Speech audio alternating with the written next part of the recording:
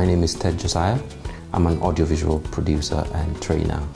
What I do is I train people on how to become music producers, television producers, a bit of film, animation, 3D motion graphics. That's what I do now. Most people know me for the music that I used to produce when I was much younger, but I've since moved on.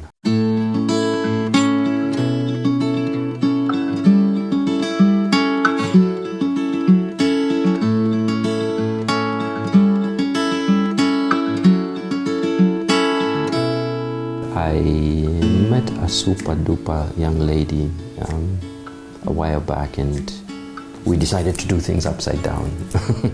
And we said, no, let's have a baby first, because there was a bit of issues medical issues that we had to overcome, and we said, let's do it first, and then we're going to do our wedding and everything after that.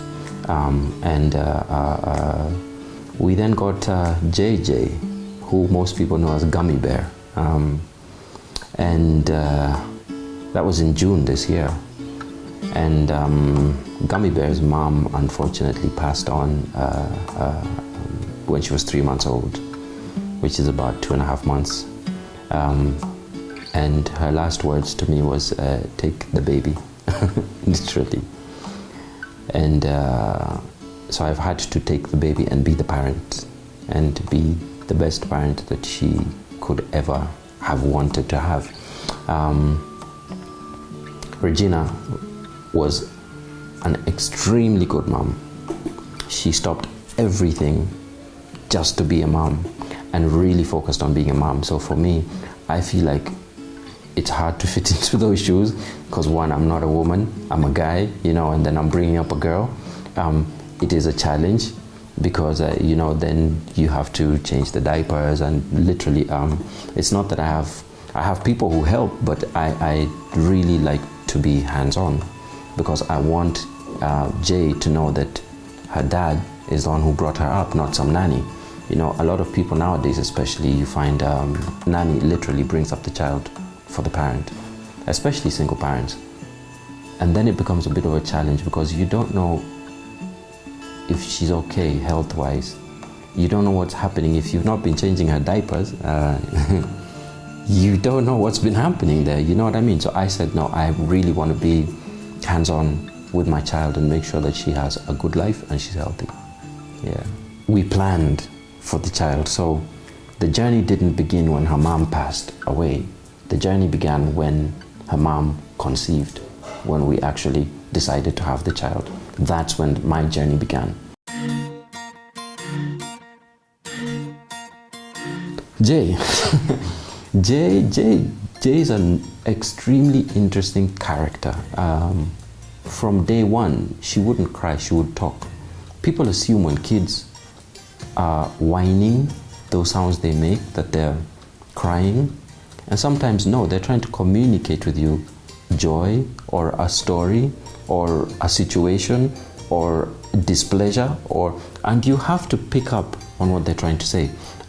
Most parents assume, oh no, she's just crying, so start rocking her. And I don't rock, I actually do the opposite.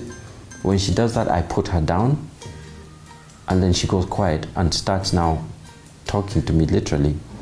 And I found out that kumbe, that's a way that kids communicate. People don't know that about kids. They do the total opposite. So the child will start screaming even more because you're doing the wrong thing. She's trying to tell you, put me down, let's talk, I need eye contact, and you're giving her the shoulder, literally, the cold shoulder. So Jay is really interesting. She laughs a lot.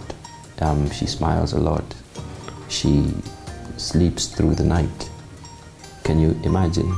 I have to wake the child up to feed the child. She sleeps through the night. Sometimes she might sleep a bit late, but she does sleep through the night. And it's as if she knew that her mom's gone, so she sort of has to help me out here. Because especially the first 4 weeks, it was just me and Jay. There was nobody else in the house. And that was a shocker. You're dealing with grief, but then when the child wakes up, you have to smile so that she doesn't know that you're dealing with grief. And and you have to be jolly and make her life comfortable. She's made my life comfortable, actually. She's given me a new lease on life, literally. No, Jay's put me on a schedule. I didn't put her on a schedule, but her schedule, thankfully, is manageable.